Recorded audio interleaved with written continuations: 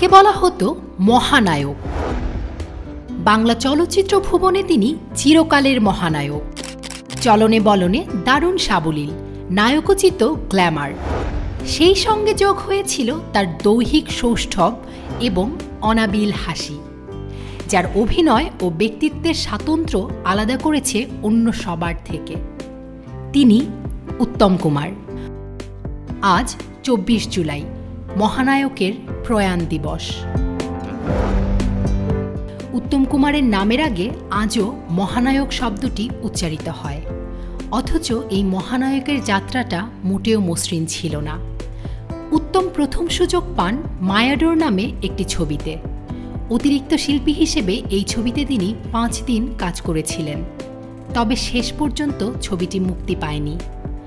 পরে 1948 সালে দৃষ্টিদান ছবিতে প্রথম দেখা যায় এই মহানায়ককে। বসু পরিবার ছবিতে তিনি প্রথম দৃষ্টি আকর্ষণ করেন। এরপর 74.5 মুক্তি পেলে চলচ্চিত্র জগতে স্থায়ী আসন লাভ করেন। এই ছবিতে তার বিপরীতে প্রথম অভিনয় করেন কালজয়ী নায়িকা সুচিত্রা সেন। 74.5-এর মাধ্যমে বাংলা চলচ্চিত্র জগতের সবচেয়ে জনপ্রিয় এবং সফল উত্তম সুচিত্রা জুটির সূত্রপাত হয়েছিল। 50 ও 60-এর দশকে এ জুটি ব্যবসায়িকভাবে সফল এবং প্রশংসিত কয়েকটি চলচ্চিত্রের মুখ্য ভূমিকায় একসঙ্গে অভিনয় করেছিলেন। তার মধ্যে হারানো সুর, পথে হলো দেরি, সপ্তপদী, চাওয়া পাওয়া, বিপাশা, জীবন তৃষ্ণা এবং সাগরিকা অন্যতম।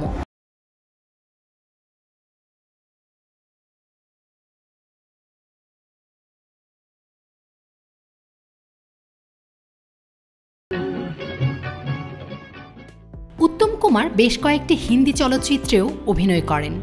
সেগুলোর মধ্যে ছোটি সি মুলাকাত, অমানুষ এবং আনন্দ আশ্রম অন্যতম।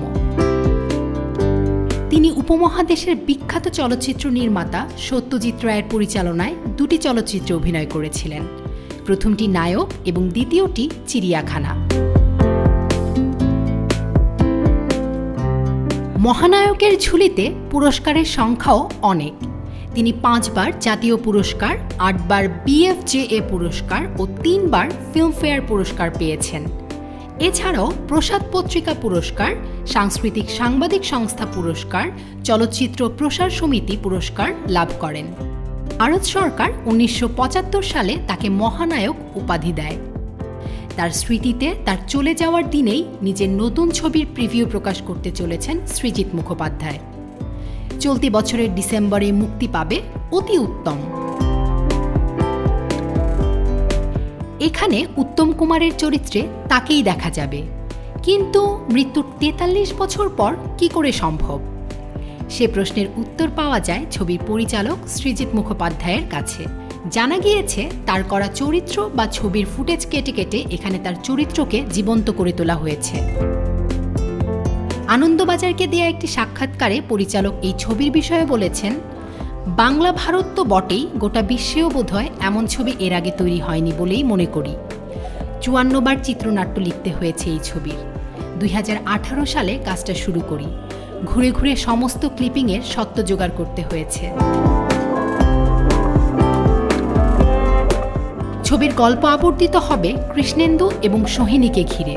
তাদের প্রেমের অনেকটাই জুড়ে আছেন উত্তম কুমার। কৃষ্ণেন্দুর চরিত্রে অভিনয় করবেন অনিন্দ্য সেনগুপ্ত এবং রোশনি ভট্টাচার্য থাকবেন সোহিনীর চরিত্রে।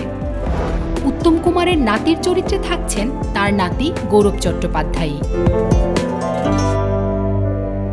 43 বছর হল মহানায়কের চিরবিদায়ের, তবে তিনি বেঁচে আছেন আমাদের হৃদয়ে, আছেন, থাকবেন অনন্তকাল।